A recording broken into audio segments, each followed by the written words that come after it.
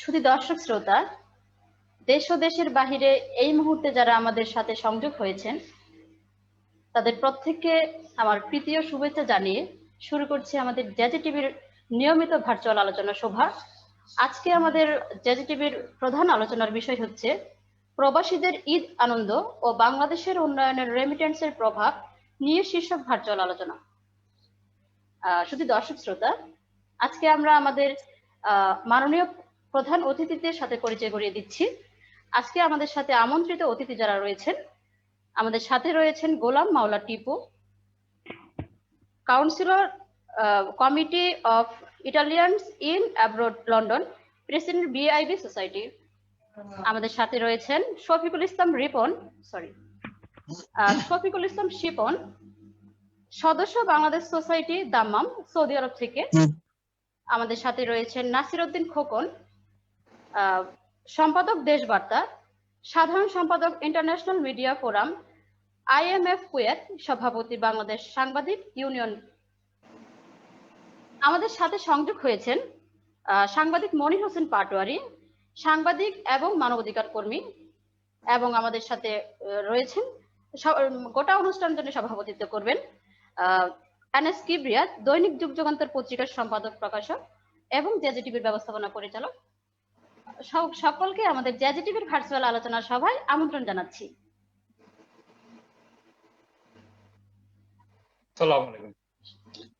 জি, প্রিয় অতিথিবৃন্দ, আপনারা শুনতে পাচ্ছেন জান্নাত নাইন উপস্থাপিকা। আমি আপনাকে বলছি আমাদের অতিথিবৃন্দকে স্বাগত জানিয়ে অনুষ্ঠানটা যেভাবে আমরা পরিচালনা করি সেভাবে পরিচালনা করা হোক। থেমে গেল কেন? শুধু দর্শক শ্রোতা, শুরুতেই আমরা চলে যাব আমাদের মাননীয় অতিথিদের সাথে। আমরা প্রথমে চলে যাব গোলাম মাওলা টিপু। জনাব গোলাম মাওলা টিপু, আপনি কি শুনতে পাচ্ছেন? জি, আমি শুনতে পাচ্ছি। ধন্যবাদ আপনাকে। একটু উপস্থাপিকার দৃষ্টি আকর্ষণ করছি, আমাদের অতিথিবৃন্দকে আগে সর্বপ্রথম স্বাগত জানাইতে হবে তোমাকে, পরে ওনাকে ফ্লোর দিতে হবে। নিয়মটা মাথায় যেতে থাকে, ঠিক আছে? আশা করছি। ঠিক আছে, না এটা হয় টুকটাক সাধারণ, টেক ইট ইজি। হ্যাঁ, শুরু করেন Jannat. Golam Mowla Tipu, councillor committees of Italians in abroad London, president BIB society. আপনাকে আমন্ত্রণ জানাচ্ছি আমাদের জেজে টিভির ভার্চুয়াল লাইভ অনুষ্ঠান প্রোগ্রামে। জনাব গোলাম মাওলা টিপু। ধন্যবাদ জান্নাত। আমি সবার আগে ধন্যবাদ জানাচ্ছি আজকের এই প্রোগ্রামের আয়োজক জেজে টিভি এবং আমার এলাকার ভাই, ছোট ভাই মনির হোসেন পাটোয়ারি। সে আসলে আমাকে অনেকদিন যাবত বলতেছিল যে ভাই আসেন আমাদের একটা প্রোগ্রামে। আপনাকে দেখতে পাচ্ছি না, আপনার ভিডিও অন হয়ে গেছে। আমার ভিডিও অফ হয়ে গেছে। এখন দেখা যাচ্ছে আমার এখানে? আমি বুঝতে পারছি না, আমি কিন্তু দেখছি আমাকে। আচ্ছা, তাহলে হয়তো কোথাও জানি না, আমি বুঝতে পারিনি। এনিওয়ে, ধন্যবাদ আপনাদেরকে আজকের এই সুন্দর আয়োজনের জন্য। আমি যে টপিকসটা আমাদের আজকের, যে প্রবাসীদের ঈদ আনন্দ, আসলে ঈদ আনন্দ, এইবারের ঈদ, গতবারের ঈদ, এই দুই ঈদে তো আসলে আনন্দ কেউই করতে পারে নাই মনে হয়। দেশে বিদেশে সবারই একই অবস্থা। একটু আগে অফ এয়ারে বলতেছিলাম যে আসলে মন দিল ভালো না, কাউরি মন দিল ভালো নেই। চারিদিকে খারাপ সংবাদ, দেশে বিদেশে মানুষের অসুস্থতা, এরপরে করোনা মহামারী, সব মিলে মানে প্রতিদিন এমন কোনো দিন নাই যে খবর আসে না কেউ না কেউ হয়তো নেই বা কেউ না কেউ অসুস্থ।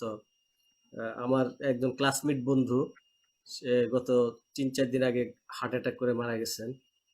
এই জন্য মন খুবই খারাপ। গতকাল আবার একটা কাজিন, সেও অসুস্থ হসপিটালে। তো ওই আনন্দের আসলে বলার মতো আমার কাছে তেমন কিছু নেই। তো আমি দ্বিতীয় প্রসঙ্গটা নিয়ে যেটা বলতে চাই সেটা হলো যে রেমিটেন্স এবং এই যে প্রবাসীদের রেমিটেন্স এবং এটার যে অবদান বাংলাদেশের অর্থনীতিতে, এটা তো আসলে কেউর অজানা না। আমার মনে হয় কয়েকদিন আগেও আমরা পত্রপত্রিকা দেখেছি বা প্রায় এভরিডে এভরি উইকই দেখা যায় যে রেমিটেন্সের ব্যাপারটা সবাই দেখতে পায়। বাংলাদেশে মনে হয় এখন দ্বিতীয় সূচকে আছে গার্মেন্টস এর পরে রেমিটেন্সের যে ইনকাম বাংলাদেশ গভর্নমেন্টের। তা আসলে ওই অনুযায়ী ওই অনুপাতে বাংলাদেশে আমরা যদি প্রথম ৩-৪টা ইনকামের উৎস ধরি বা ২-৩টা ধরি, সেটার মধ্যে রেমিটেন্স তো ২ নম্বরের মধ্যে আছে, ২ নম্বর ৩ নম্বর যেটাই বলেন। দেখা যাচ্ছে ওই পরিমাণ কিন্তু আমরা সেবা পাচ্ছি না দেশের থেকে। দেশকে আমরা যে পরিমাণ দিচ্ছি, আপনি যদি দেখেন যারা ১ নম্বরে আছে গার্মেন্টস রপ্তানিকারক যারা আছেন, একটু খেয়াল করে দেখবেন যে তারা কতভাবে বেনিফিশিয়ার দেশকে তারা দেয়, আবার দেশ থেকে কতভাবে তারা আবার নেয়, বেনিফিশিয়ার হচ্ছে দেশের কাছ থেকে। যেমন আপনি যদি খেয়াল করেন বাংলাদেশের পার্লামেন্টে around I think 50 people businessman যারা আমাদেরকে প্রতিনিধিত্ব করছে সংসদে। নট অনলি দ্যাট, আপনি দেখবেন যে তারা মেয়রের প্রতিনিধিত্ব করছেন, বিভিন্ন জায়গায় তারা আছেন, পলিটিক্যালি তারা আছেন, বা সরকারের কোনো প্রণোদনা কোনো কিছু আসলে সুযোগ সুবিধা দেখা গেছে তারাই সবার আগে পাচ্ছে। তো এটার কারণ হলো যে আসলে তাদের প্রতিনিধিত্ব আছে। তো আমরা আসলে প্রবাসীরা খালি দিয়েই যাচ্ছে, দেখা যাচ্ছে রেমিটেন্সের খালি বলছে, ডাটা বলছে, সূচক বলছে, ইত্যাদি ইত্যাদি। ওই পরিমাণ কিন্তু প্রবাসীরা সেই অনুযায়ী সেবা পাচ্ছে না। এটা দিনের আলোর মতো সত্য, কিন্তু কেউ এটা বলেও না। হ্যাঁ, তো এইটা আমরা প্রবাসী হিসাবে আসলে আমাদেরকে বলতে হবে। ওই যে আমাদের একটা প্রবাদ আছে না, যে বাচ্চা না কাঁদলে মায়েও দুধ দেয় না, তাই না? তো এই জন্য প্রবাসীদের এটা বলতে হবে, সবসময় স্মরণ করিয়ে দিতে হবে, এবং প্রতিনিধিত্বমূলক জায়গায় আসতে হবে। আর এই প্রতিনিধিত্বমূলক জায়গায় আসতে হলে আপনারা জানেন কিনা জানি না, বর্তমান যে সরকার যে রাজনৈতিক দল ক্ষমতায় আছেন, ওনাদেরই কোনো এক সময় কিন্তু আন্দোলন ছিল প্রবাসীদেরকে ভোটের অধিকার দেওয়ার। ওনারা যখন বিরোধী দলে ছিল, এই লন্ডনেই অনেক মিটিং মিছিলে, অনেক দরবার, অনেক কিছু হয়েছে, ঠিক আছে? যখন ওনারা বিরোধী দলে ছিল, ওনারা কিন্তু এটা নিয়ে অনেক কাজ করেছে প্রবাসীদেরকে ভোটের অধিকার দেওয়ার জন্য এবং প্রতিনিধিত্বমূলক সুযোগ করে দেওয়ার। কিন্তু দেখা গেছে যে ওনারা ক্ষমতা আসার পরে এখন আর এটা নিয়ে আর ওনারাও কথা বলেন না, আর প্রবাসীরাও কিন্তু সরব না। ওনাদের দোষ দিয়ে লাভ নাই। আসল যাদের প্রয়োজন বা যারা মনে করে প্রয়োজন, তাদেরই তো কোনো ভয়েস নাই, তারাই তো কোনো ভয়েস রেজ করতেছেন। হ্যাঁ, যেমন এই যে আপনি আমার যে আমি এখানে যে আপনি যেটা বললেন, আমি councillor committee of Italian in abroad, এটা কি আমি সংক্ষেপে একটু বলি একটু বোঝার জন্য। সেটা যে ইটালিয়ান, আপনারা জানেন কিনা জানি না, ইটালিতে 60 মিলিয়ন ইটালিয়ান আছে, ইটালিতে বসবাস করে। আর সেম অ্যামাউন্ট অফ ইটালিয়ান আছে যারা বাহিরে থাকে, হ্যাঁ, অ্যাব্রড। আরো 60 মিলিয়ন ইটালিয়ান আছে যারা ইটালিয়ান পাসপোর্ট হোল্ড করে বিশ্বের বিভিন্ন দেশে তারা বসবাস করতেছে ইটালিয়ান। আর বিশ্বের বিভিন্ন দেশে বসবাস করা এইসব ইটালিয়ানকে প্রতিনিধিত্ব করার জন্য প্রতিটা কনসুলেট জেনারেলের আন্ডারে একটা পরিষদ আছে। যেমন এখানে লন্ডন কনসুলেট জেনারেলের আন্ডারে একটা পরিষদ আছে, 18 জনের একটা পরিষদ আছে যারা ইটালিয়ান কমিউনিটি রিপ্রেজেন্ট করে। ইটালিয়ান কমিউনিটি মানে আমার মতোই, শুধু আমার মতো ইটালিয়ান না, মানে সাদা কালো যত ইটালিয়ান আছে 360 ডিগ্রি সব ইটালিয়ানকে প্রতিনিধিত্ব করার জন্য একটা পরিষদ আছে ইটালিয়ান কনসুলেট জেনারেল আন্ডার। আমি হলাম এই 18 জনের মধ্যে একজন নির্বাচিত কাউন্সিলর। এটা সরাসরি সিটিজেনদের ভোটের মাধ্যমে নির্বাচিত হয়। তো এদের কাজ কি? এদের কাজ হলো এই কমিউনিটির যত দুঃখ দুর্দশা, যত সমস্যা, যত প্রয়োজন, যে সার্ভিস, এগুলা প্রশাসনের কাছে তুলে ধরা, মানে প্রতিনিধিত্ব করা, ঠিক আছে? এবং এদের এই এখানে বলে রাখা ভালো, এখানে 6 লক্ষ ইটালিয়ান কিন্তু বসবাস করে ইউকেতে। 6 লক্ষ ইটালিয়ান বসবাস করে। এর মতো আমার মতো ইটালিয়ান বাংলাদেশি ইটালিয়ান আছে হয়তো অ্যারাউন্ড 40,000, 40,000-এর মতো থাকতে পারে টোটাল। কিন্তু 6 লক্ষ ইটালিয়ানকে আমরা রিপ্রেজেন্ট করি 18 জন কাউন্সিলর মিলে। আমাদের মধ্যে আবার একজন প্রেসিডেন্ট আছে। এটা হলো এদের প্রতিনিধিত্বমূলক কাঠামো আর কি। হ্যাঁ, কাউন্সিলর। এরপরে হলো আপনার কি বলে সিজিআর একটা আছে, দেশ প্রতিনিধিত্ব করার মতো একজন আছে নির্বাচিত। এরপরে আমাদের পার্লামেন্টও আমাদের প্রতিনিধি আছে।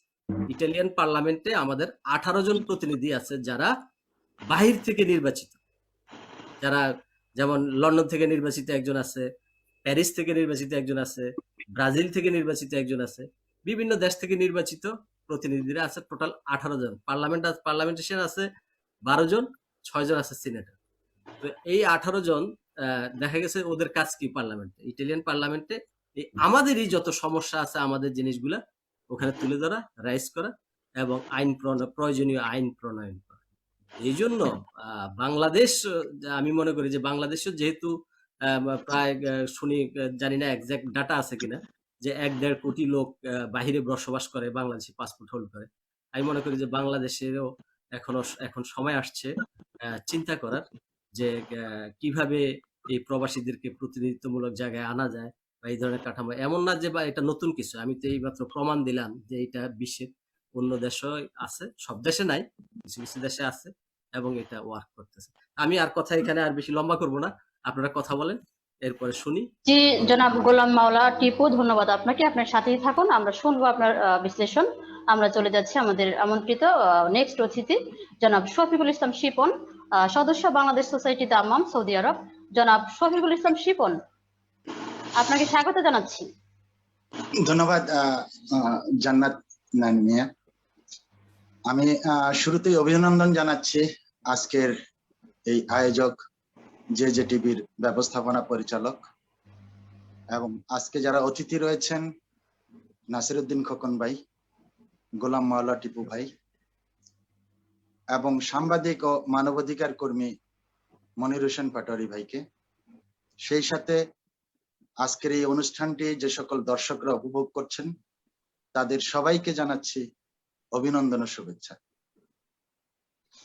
প্রিয় অতিথিবৃন্দ এবং সম্মানিত দর্শকবৃন্দ, আমি বসবাস করি সৌদি আরবের দাম্মাম পূর্বাঞ্চল প্রদেশে। আপনারা জানেন যে আজকের আলোচনার বিষয়বস্তু প্রবাসী ঈদ আনন্দ ও রেমিটেন্স বাংলাদেশের উন্নয়নের প্রভাব। বিশ্বের প্রায় 1,20,00,000 প্রবাসী আমরা রয়েছি, তার মধ্যে প্রায় 27 লক্ষ প্রবাসীর বসবাস এই সৌদি আরবে। আর সৌদি আরবের 1/4 পূর্বাঞ্চল প্রদেশ এই দাম্মামে আমাদের প্রবাসী বাংলাদেশিরা বসবাস করে। সেই সকল বাংলাদেশিদের পক্ষ থেকে এবং বাংলাদেশ সোসাইটির পক্ষ থেকে দর্শক শ্রোতা এবং আপনাদের সকলকে আবারও প্রাণঢালা অভিনন্দন ও শুভেচ্ছা। আমরা প্রবাসে আসলে আপনারা জানেন যে প্রবাসে ঈদ আনন্দটা আমরা যেভাবে কাটিয়ে থাকি, বিশেষ করে পরিবার পরিজন নিয়ে আমাদের যে সোসাইটি রয়েছে, তারা ঈদ পরবর্তী সময়ে চেষ্টা করি আমাদের বাংলাদেশের সংস্কৃতিকে আমাদের পরবর্তী প্রজন্মের কাছে তুলে ধরার জন্য বিভিন্ন সাংস্কৃতিকের আয়োজন করে থাকি, বিভিন্ন উৎসবের মাধ্যমে আমরা ঈদ উদযাপন করে থাকি। কিন্তু এই বৈশ্বিক অতিমারির কারণে আপনারা জানেন গত 2 বছর এই প্রবাসে আমরা একেবারে নিরাময় একটি ঈদ, 2টি ঈদ উদযাপন করেছি গত বছর এবং এই বছর। তার মধ্যেও আমরা এই যে এইভাবে যে উদ্যোগটি আজকে যে টেলিভিশন নিয়েছে ভার্চুয়ালের মাধ্যমে আমরা চেষ্টা করেছি আমাদের সোসাইটির সকলকে নিয়ে বিভিন্ন আনন্দ উপভোগ করার জন্য, সবাইকে আনন্দিত করার জন্য।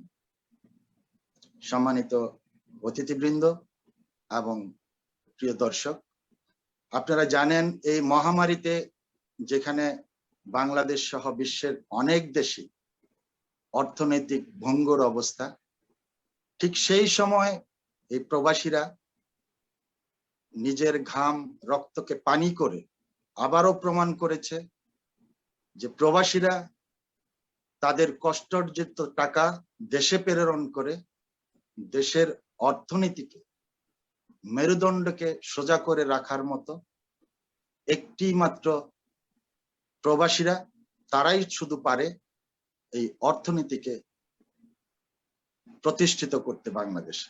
কারণ প্রতিটা প্রবাসী, আপনারা জানেন, প্রবাসী থেকে তারা চিন্তা করে যে আমরা এক একজন ব্যক্তি নই, আমরা প্রত্যেকেই এক একটি বাংলাদেশ। আমরা আমাদের যে ৭১-এর চেতনা ছিল, সেই চেতনার মধ্যে আমাদের মূল স্তম্ভের মধ্যে একটি ছিল অর্থনৈতিক মুক্তি। আজকে প্রবাস থেকে কষ্টার্জিত টাকা পাঠিয়ে বাংলাদেশকে সেই অর্থনৈতিক মুক্তির চেষ্টা আমরা করে যাচ্ছি।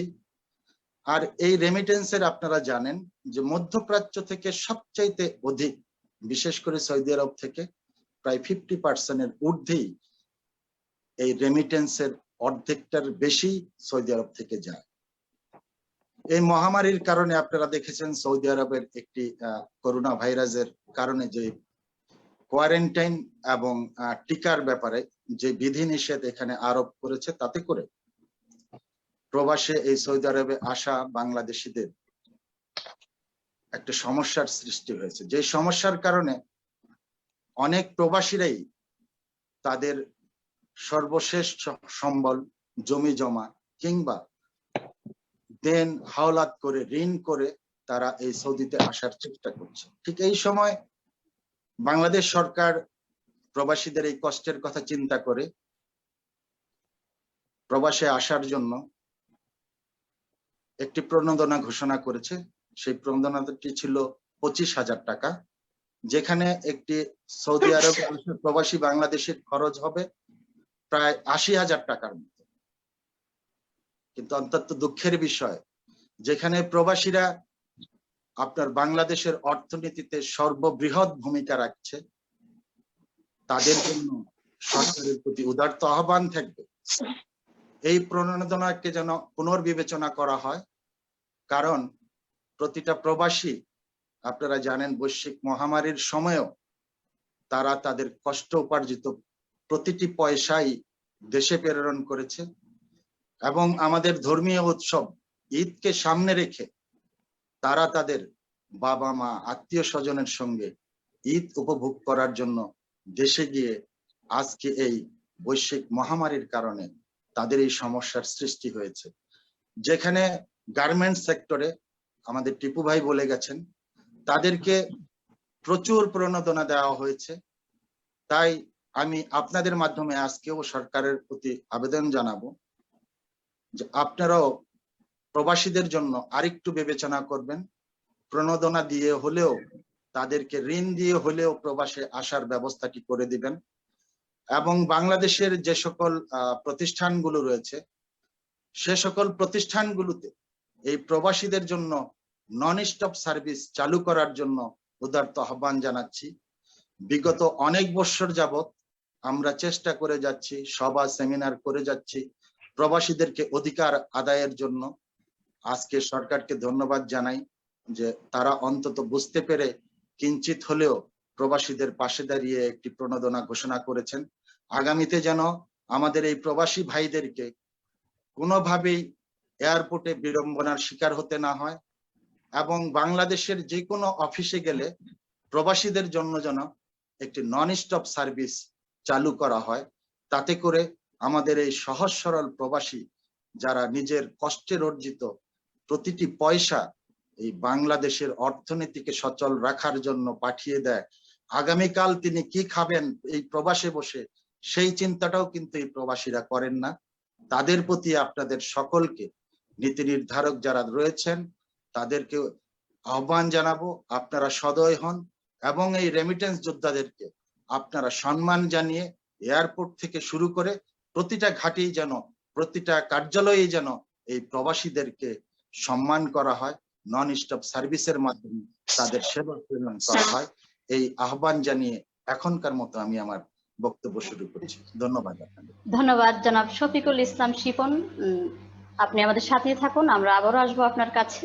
শুধু দর্শক শ্রোতা, আজকে আমাদের অনুষ্ঠানের মূল বক্তব্য ছিল প্রবাসীদের ঈদ আনন্দ ও বাংলাদেশের উন্নয়নে রেমিটেন্সের প্রভাব নিয়ে শীর্ষক ভার্চুয়াল আলোচনা। শুধু দর্শক শ্রোতা, আজকে আমাদের পৃথিবীর 4টি দেশ থেকে আমাদের আমন্ত্রিত অতিথিরা রয়েছেন। আমাদের সাথে গোলাম মাওলা টিপু রয়েছেন ইটালি থেকে, আমাদের সাথে রয়েছেন জনাব শফিকুল ইসলাম শিপন সৌদি আরব থেকে, আমাদের সাথে রয়েছেন নাসির উদ্দিন খোকন কুয়েত থেকে, আমাদের সাথে রয়েছেন মনির হোসেন পাটোয়ারি দক্ষিণ কোরিয়া থেকে।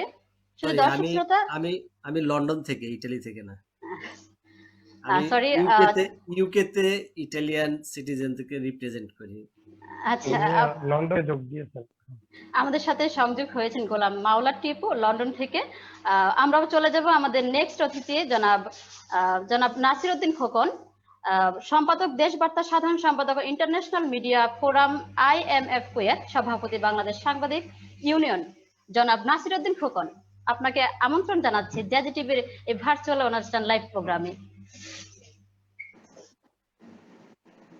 ধন্যবাদ আপনাকে আমাকে এখানে কথা বলার সুযোগ দেওয়ার জন্য, এবং আমি ধন্যবাদ জানাচ্ছি যে টিভির দর্শক শ্রোতাবৃন্দকে, যারা সারা বিশ্ব থেকে আমাদের এই অনুষ্ঠান দেখছেন। সবাইকে আমি স্বাগত জানাচ্ছি। সত্যি কথা বলতে কি, প্রবাসী এমন একটি শব্দ, আমি এটাকে অন্যভাবে চিত্রায়ন করি যে মূল থেকে বিচ্ছিন্ন হয়ে যাওয়া একটা জনগোষ্ঠীকে প্রবাসী বলা হয়। মূল থেকে বিচ্ছিন্ন কেন বলছি, যে আমরা যখন প্রবাসে বের হয়ে যাই, কেউ 20 বছর 30 বছর, অনেকে সারা জীবন বিদেশে কাটিয়ে দেয়, কিন্তু মূলটা তাদের দেশে। তো আমরা পৃথিবীর যেখানে থাকি না কেন, আমরা আমাদের প্রিয় মাতৃভূমি, আমাদের শৈশব কৈশোরের বন্ধু বান্ধব, আত্মীয় স্বজন, মা বাবা, ভাই বোন, সবাই আমাদের হৃদয়ে থাকে সর্বক্ষণ। কিন্তু এই প্রবাসের দূরত্বের কারণে আমরা অনেক সময় অনেক কিছু শেয়ার করতে পারি না। যদিও আমরা সীমিত সময়ের জন্য দেশে যাই, ভ্যাকেশনে যাই, ওই যে আমার আগের যে বক্তা শিফন ভাই যিনি বললেন, আমাদেরকে অনেক বিড়ম্বনা পোহাতে হয়। প্রবাসীদেরকে এদের সমস্যা বলে শেষ করা যাবে না। এই কিছুদিন আগে আমাদের মাননীয় পররাষ্ট্রমন্ত্রী মহোদয় এসেছিলেন, ওনাকে আমি সরাসরি বলেছি একদম সামনাসামনি যে নাসিরউদ্দিন খোকন, যে আমি আপনাকে বলছি যে আমাদের একটু আগে শফিকুল ইসলাম শিপন বলেছিলেন তাদেরকে এয়ারপোর্টে এবং কি বিভিন্ন জায়গায় হয়রানিগুলি কি কি, আপনি এয়ারপোর্টটা একটা বলেছেন, বাকিগুলি আপনাদের আমরা শুনতে চাই। হ্যাঁ বলছি। তো এয়ারপোর্টের হয়রানি আমি ব্যক্তিগতভাবে তেমন হয়নি। আমি শুধু একবার আসার সময় ওই একটা জাল নিয়ে আসার সময় ওনারা এটা বাধা দিয়েছিলেন, পরে ছেড়ে দিয়েছে। যাই হোক, তো এর মধ্যে আমি বিগত 3 বছর মধ্যে তো আর দেশে যাওয়া হয়নি।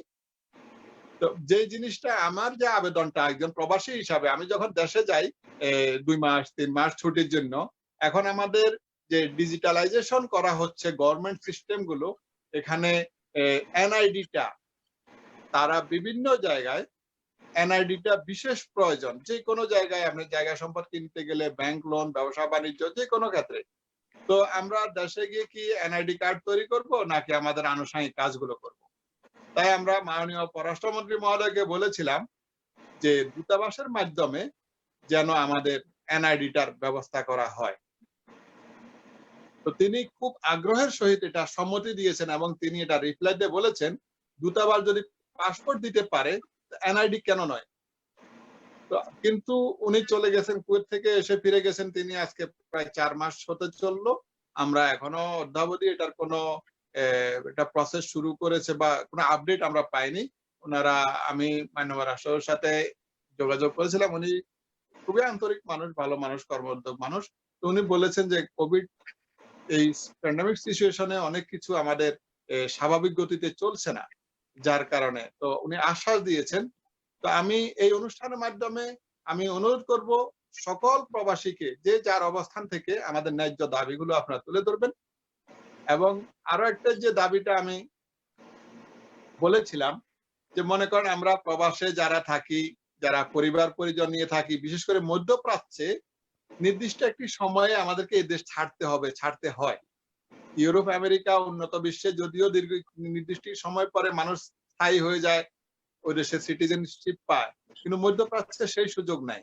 কিন্তু আমরা মধ্যপ্রাচ্যে যারা স্ত্রী সন্তান পরিজন নিয়ে থাকি, তো আমি আমার এখানে 3 জন ছেলে মেয়ে নিয়ে আমি বিগত 21 বছর যাবৎ পরিবার নিয়ে আছি। তো আমার যে এখানে একটি পরিবার নিয়ে স্বাভাবিকভাবে আমার অনেক কিছু, যে গৃহস্থালী, পারিবারিক ব্যবহৃত অনেক জিনিস, এগুলো আমার কষ্ট আর্জিত অর্থে কিনা, কিন্তু যাওয়ার সময় আমার আগে যারা গেছেন অনেকেই জিনিসগুলো নিতে পারেননি। যে কার্গো সুবিধাটা আমাদের পার্শ্ববর্তী দেশ নেপাল, শ্রীলঙ্কা, পাকিস্তান, ইন্ডিয়া, ওরা এত সুবিধা তাদের, ওরা বড় বড় বক্স বানিয়ে কাঠের ইট পাথর পর্যন্ত নিয়ে যেতে পারে। কিন্তু আমরা আমাদের ওয়াশিং মেশিন, টিভি, ফ্রিজ, এগুলো তো খুবই জরুরি জিনিস, এই জিনিসগুলো আমরা নিতে পারি না। যে ওয়েট চার্জের বিষয়, ওখানে কাস্টম ক্লিয়ারেন্স পায় না, বিভিন্ন প্রতিবন্ধকতা। তো আমরা এটা প্রবাসী, সমস্যা কোথায় যে নাসিরুদ্দিন খোকন, এটা সমস্যাটা কোথায় থাকতে পারে আপনি মনে হয়? হ্যাঁ এটাই আমি বলছি, সমস্যাটা কোথায়। আমরা চট্টগ্রাম বন্দরে আমরা দেখেছি প্রবাসীদের পাঠানো জিনিসগুলো খোলা আকাশের নিচে পড়ে আছে, ওরা ক্লিয়ারেন্স দিচ্ছে না, ওই জায়গায় জায়গায় ঘুষ দিতে হয়, ঘুষ দিতে গেলে দেখা গেছে কি আমরা যে শর্তে যে টাকা দিয়ে পাঠিয়েছি, যে যারা কার্গো বিজনেস করে তারা দেখা গেছে এই ঘুষ টুস দিয়ে তাদের পোষাচ্ছে না, তখন তারা আর ওই জিনিসগুলো ক্লিয়ারেন্স নিচ্ছে না, আমাদেরকে ডেলিভারি দিচ্ছে না। এখানে কিছুদিন আগে গত এই সপ্তাহে আমার এক পরিবার, আমার এক ভাবি চলে গেছে, আমার বন্ধু, তিনি 200 কেজি মাল পাঠিয়েছেন কার্গোতে, পে করেছেন, এখানে ওয়েট চার্জ এভরিথিং দিয়েছেন, কিন্তু ওনার মালগুলো দেশে পৌঁছেনি। এবং কি এখানে যারা কার্গো বিজনেস করে তারা বলছে সরকার ওখানে ক্লিয়ারেন্স দিচ্ছে না, আমরা কি করব?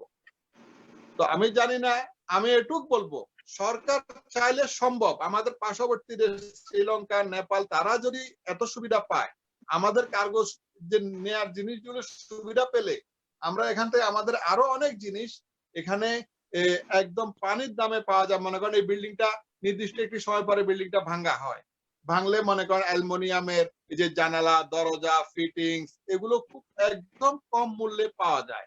এই সুবিধাটা যদি আমাদের সরকার আমাদেরকে দেয়, এটা একটা বাংলাদেশের যে জিনিসগুলো আমরা বৈদেশিক মুদ্রা দিয়ে, আমরা দেশে গেলেও বৈদেশিক মুদ্রা দিয়ে তারা ইম্পোর্ট করে অন্য দেশের থেকে, যেগুলো আমাদের দেশে উৎপাদন হয় না। তো আমরা যদি কম মূল্যে যদি অন্য দেশের থেকে নিয়ে আমার দেশে যদি আমরা দিতে পারি, সমস্যা কোথায়? তো এই কার্গো সুবিধাটা সহজ করার জন্য এখানে কাস্টম, চট্টগ্রাম বন্দর কর্তৃপক্ষের সমস্যা, নাকি কাস্টমের সমস্যা, নাকি সরকার কোন সিস্টেমের সমস্যা, আমি জানি না। আমরা প্রবাসী মানুষ, আমরা এত কিছু জানি না। আমরা চাই আমাদের নিত্য প্রয়োজনীয় জিনিসগুলো, কষ্টার্জিত অর্থে ক্রয় করা জিনিসগুলো যেন আমরা যাওয়ার সময় নিয়ে যেতে পারি। এটা হলো আমার মুখ্য দাবি। এবং ধন্যবাদ নাসিরুদ্দিন খোকন, আপনি অত্যন্ত গুরুত্বপূর্ণ বিষয় তুলে ধরেছেন, যেটা বাংলাদেশের মানুষের অজানা বিষয়গুলি আপনি আমাদের জেজে টিভির মাধ্যমে দেশীয় সরকার ও শ্রোতাদের মাধ্যমে আপনি জানাইতে পারছেন। এই কার্গো বিষয়ে আমরা কখনো জানতাম না। মালামাল আনার ব্যাপারে অনেকদিন আগ্রহী থাকতো, সেটা কিভাবে আসে, সেটা যদি কোনো আইনি জটিলতা থাকে, বন্দর কর্তৃপক্ষ আপনার যে ভাবে মাল পাঠিয়েছে, বন্দর কর্তৃপক্ষ যদি কোনো এখানে কোনো সমস্যা থাকে, তারা আমাদের সাথে যোগাযোগ করে আমরা সার্বিক সহযোগিতা করতে চেষ্টা করব। আমি আরেক আপনাকে জি নাম্বার দেবো, আমার ভাবি এখন দেশে আছে, তিনি খুবই আপসেট। জানেন একটা মহিলা, এরা ঘরের ইনশাল্লাহ জিনিস আমি আপনাকে বলি, সাবেক নৌবাহিনীর প্রধান আবু তাহের পরশুদিন আমার লাইভে আসছিলেন। ওনার বাড়ি কচুয়া, আপনার আমাদের এলাকায়। উনি নৌবাহিনী থেকে রিটায়ার্ড করে আইসা প্রধান, নৌবাহিনীর প্রধান আবু তাহের বর্তমান কুমিল্লা আছে। ওনার সাথে আমার বিভিন্ন কথা হয়। যদি আপনাদের এই বিষয়গুলি আইনগত বাধা না থাকে, তাহলে মানুষের হবে কেন এগুলি? যে মানে মানুষ যদি মানুষের জিনিসপত্রগুলি বাংলাদেশে এত কষ্ট করে জিনিসগুলি জোগায় যদি নিয়ে আসতে পারে, এই সুযোগটা করে দেওয়ার জন্য আমরা সরকারকে অনুরোধ করবো। জি, আপনি আমাদের সঙ্গে সরি। হ্যাঁ, এবং আমাদের আরো একটি দাবি হলো যে আমরা যারা প্রবাসে থাকি দীর্ঘদিন, অনেকে আমরা ব্যক্তিগত গাড়ি ব্যবহার করি। এই যে আমার সন্তানরা, তারা জন্মের পর থেকে দামি গাড়িতে চড়তেছে, বিদেশে আছে, কিন্তু আমার দেশের সংসদ সদস্য হওয়ার সাথে সাথে কাস্টম ফ্রি গাড়ি পায়, যে কোনো মডেলের যে কোনো দেশের থেকে ওনারা গাড়ি কিনতে পারে। কিন্তু আমরা যারা প্রবাসী, আমাদেরকে রেমিটেন্স যোদ্ধা বলা হয়, আমরা কি এই সুযোগটা পেতে পারি না? যে এবং কি আমার ব্যবহৃত এই গাড়িটা যদি, এই সুযোগটা যদি আমাকে সরকার দেয়, যে আমি যে গাড়িটা এখানে ব্যবহার করছি, আমার গাড়িটা আমি নিয়ে যাবো দেশে। এখানে আপনি যেটা বলছেন সেটার সমস্যাটা হচ্ছে এই জন্য বাইরের থেকে আনতে অনেক কষ্ট করে জায়গা, যা বোঝা যাচ্ছে আর কি আপনার বাসায়। এই খরচটা দিয়ে দেখা যাচ্ছে যে দামে কিনছেন এই দামে বাংলাদেশের গাড়ি পাওয়া যায়, অথবা বাংলাদেশের গাড়ি, হ্যাঁ, হয়তো বা বাংলাদেশ বাণিজ্য যারা করে তাদের কোনো নিষেধাজ্ঞা আছে কিনা আমাদের সেটা জানা নাই। আমাদের মনে হয় যে বিভিন্ন দাবি দেওয়াগুলি যদি কোনো গভর্নমেন্ট কর্তৃপক্ষ আপনাদের বিষয়ে বিবেচনা করে, রেমিটেন্স যোদ্ধাদের এবং কি যারা দেশের জন্য দেশের মানে অর্থনীতি টাকাকে এগিয়ে রাখছে তাদের বিষয়ে যদি গভর্নমেন্ট চিন্তা চেতনা করে, অবশ্যই এগুলি সমাধান করা সম্ভব। জি, আমরা অবশ্যই আমার বিশ্বাস, আমি মাননীয় প্রধানমন্ত্রীকে ধন্যবাদ জানাচ্ছি। তিনি হয়তো অনেকগুলো জিনিস উনাকে নলেজে দেয়া হয় নাই বা উনাকে হাইড করে রাখে সমস্যাগুলো। এই যে প্রণোদনাটা যেটা দিয়েছে, আমি এটা অ্যাপ্রিসিয়েট করি। এটাতে সরকার হবে, প্রবাসীরাও লাভবান হবে, বৈধ চ্যানেলে প্রবাসীরা টাকাগুলো পাঠাবে নিজ দেশে। এই জন্য আমি সরকারকে ধন্যবাদ জানাই। আমি বিশ্বাস করি মাননীয় প্রধানমন্ত্রী, জাতির জনক বঙ্গবন্ধুর কন্যা, খুবই অ্যাক্টিভ প্রধানমন্ত্রী। তিনি এই জিনিসগুলো যদি উনার কাছে যদি সঠিকভাবে কেউ পৌঁছাতে পারে, আমি বিশ্বাস করি এটা কাজ হবে। আপনাকে স্মরণ করাই দিই, ব্রাজিল থেকে ব্রাজিলের আওয়ামী লীগের সাধারণ সম্পাদক গত কয়েকদিন আগে আমার জন্য কিছু উপহার পাঠাইছে। আমি দেখলাম যে যার যে থেকে 2% বেশি দিচ্ছে ব্যাংক আমাকে। আমি শুনতেছি না আপনার কথা। আমি কিন্তু শুনতেছি আপনাকে। জি, শুনতে পাচ্ছেন? আমি শুনতেছি না, আমারে শুনতে পাচ্ছেন? হ্যাঁ, আমরা আপনাকে ক্লিয়ার শুনতে পাচ্ছি। আমরা আপনাকে শুনতে ক্লিয়ার শুনতে পাচ্ছেন? পাচ্ছি। হ্যাঁ, আমি জি, জি, জি, বলছি জি। এই প্রবাসীদের এই রেমিটেন্স যারা গত 3 দিন আগে ব্রাজিল থেকে আমার জন্য একটা উপহার পাঠাইছে, এই উপহারে গভর্নমেন্ট বাংলাদেশ সরকার আমাকে ওই যে রিয়াতে পাঠাইছে, তখন আমাকে 2% বেশি দিয়া টাকাটা দিচ্ছে। তখন আমি চিন্তা করলাম এটা কেন। তখন বললো যে রেমিটেন্স মানুষ যাতে এইভাবে টাকাটা পাঠায়, এই জন্য গভর্নমেন্ট এটা। জি, উনি মনে শুনতে পাচ্ছেন আমাকে। যে আমরা মনির হোসেন পাটোয়ারি কাছে যাবো, আমাদের সঙ্গে সংযুক্ত রয়েছেন দক্ষিণ কোরিয়ার শারিক মনির হোসেন পাটোয়ারি, উনি আমাদের সাথে ক্লিয়ার হবে। মনির হোসেন পাটোয়ারি শুনতে পাচ্ছেন? জি, শুনতে পাচ্ছি। আপনারা আমাকে শুনতে পাচ্ছেন? হ্যাঁ, ধন্যবাদ, শুনতে পাচ্ছি। আমরা অনেকগুলি গুরুত্বপূর্ণ আলোচনা শুনছিলাম। আমাদের সাথে লন্ডন থেকে যোগ দিয়েছেন এবং কুয়েত থেকে, সৌদি আরব থেকে। আমরা এখন আপনার কাছে শুনবো এই যে লাস্টে যিনি বক্তব্য রাখছিলেন নাসিরউদ্দিন খোকন, ওনার যে দাবিগুলি নিয়ে কথা বলছেন, এই দাবিগুলি বাস্তবের সাথে তো যদি কোনো গভর্নমেন্ট জানে, সরকারি আমলারা জানে, আমার মনে হয় এটা যুক্তিযুক্ত। এই ক্ষেত্রে আপনার বক্তব্য কি? আসসালামু আলাইকুম। প্রবাসীদের ঈদ আনন্দ, রেমিটেন্সে বাংলাদেশের উন্নয়নের ভূমিকা শীর্ষক আজকের এই ভার্চুয়াল আলোচনা সভায় জেজেটিভির সকল দর্শক ও শ্রোতা, আজকের আমন্ত্রিত অতিথিবৃন্দ এবং জেজেটিভির ব্যবস্থাপনা পরিচালক এবং যুগ যুগান্তর পত্রিকার সম্পাদক ও প্রকাশক জনাব এমএস কিবরিয়া ও উপস্থাপিকা জান্নাত নাইনা সহ সকলকে জানাই পান্ডাল অভিনন্দন, শুভেচ্ছা। আসসালামু আলাইকুম। আমি আজকের যেই থিম, সেই থিমের উপরে দুই একটি কথা বলতে চাই। সেটা হলো প্রবাসীদের ঈদ আনন্দ বাস্তবিক পক্ষে সর্বসময়ে কালো মেঘের বিষাদে ঢাকা। যেহেতু পরিবার ছাড়া আমরা সবাই দেশের বাইরে থাকি, সেহেতু আমাদের ঈদ আনন্দ একেবারেই নিদারুণ কষ্টর মধ্যে থাকে। মুসলিম দেশগুলো বাদে ইউরোপ কান্ট্রি বলেন এবং ইউরোপের বাইরে দেশগুলোতে, মুসলিম কান্ট্রিগুলোতে ছাড়া অন্য দেশগুলোতে ঈদের দিনও আমাদেরকে কাজ করতে হয়। এটা হলো সবচেয়ে কষ্টের এবং বেদনাদায়ক। পাশাপাশি আমরা প্রবাসে থাকার কারণে দেশের ঈদানন্দ থেকে আমরা খুবই বঞ্চিত। সেই ক্ষেত্রে আমাদের কষ্টটা, এই কষ্ট অর্জিত অর্থ দিয়ে আমরা দেশে টাকা প্রেরণ করি দেশের উন্নয়নের জন্য, পরিবারের উন্নয়নের জন্য এবং সামগ্রিক অর্থনীতিতে উন্নয়নের জন্য। সেই ক্ষেত্রে কিন্তু আমরা কেন আজকে প্রবাসী? দেশ থেকে দেশান্তরিত হওয়া মানুষগুলোর নামে কিন্তু প্রবাসী। আর প্রবাসী বাংলাদেশিদের শ্রমের টাকাটাই হলো বাংলাদেশের রেমিটেন্স। দেশের অর্থনৈতিক চালিকা শক্তির অন্যতম খাত হলো রেমিটেন্স, যেটা আমি বাংলাদেশের অর্থনীতি অক্সিজেন এবং নিউক্লিয়াস হিসাবে গণ্য করি। সেইখানে আমরা কষ্টার্জিত অর্থ প্রেরণ করার পরেও আমাদের নাসিরউদ্দিন খোকন ভাই আজকে আমাদেরকে যে কথাগুলো বলছেন, সেটা আমি সেই প্রসঙ্গে বলতে চাইছিলাম। আমাদের প্রবাসীদের টাকা আপনি দেখেন, বাংলাদেশের কেন্দ্রীয় ব্যাংকে যে রিজার্ভ ফান্ডটা জমা আছে, এর অন্যতম নিয়ামক কিন্তু আমাদের এই রেমিটেন্স।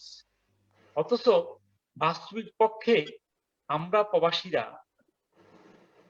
প্রত্যেকটা জায়গায় অবহেলিত, নির্যাতিত। ইভেন আমাদের টাকাটা সঠিকভাবে বাংলাদেশে পৌঁছানোর পরেও আমরা সেটা বাস্তবিক পক্ষে ভোগ করতে পারি না। এর অনেকগুলো কারণ। এর মধ্যে আমি আমাদের নাসিরুদ্দিন খোকন, সাংবাদিক নাসিরুদ্দিন খোকন ভাইয়ের কথা ধরে আমি বলতেছি। আমি এই দক্ষিণ কোরিয়ার কথাই বলি। আমরা ইচ্ছা করলে পরিবার পরিজনের জন্য কিছু জিনিসপত্র পাঠাইতে হয়। তো আমি গত গত 1 বছর আগে, করোনার সময়ের আগে 10 কেজি, এখানে দক্ষিণ কোরিয়ার একটা সিস্টেম আছে, জাহাজে মাল পাঠানো 10 কেজি বাক্স, মানে বাক্স সহ। তো সেখানে 9 কেজি মাল আর বাক্স 1 কেজি, 10 কেজি বাংলাদেশে আমরা পাঠাই। এখানে $35 মতো, প্রায়, কম বেশি হতে পারে।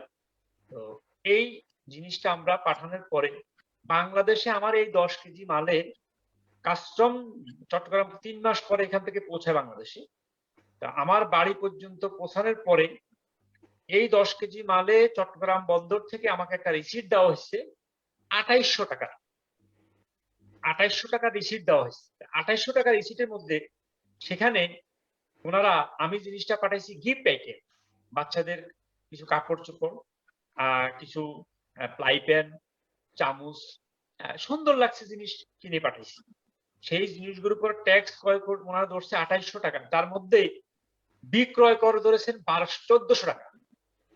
তো আমি বাংলাদেশে পাঠাইছি আমার গিফট আইটেম, আমি লিখেও দিছি যেই রিসিট দেওয়া হয়েছে সেখানে গিফট আইটেম। সেই গিফট আইটেমে কিভাবে বিক্রয় করা, সে 1400 টাকা। তারপরে পরিবহন খরচ, ডাক মাসুল, সব মিলিয়ে 2800 টাকা।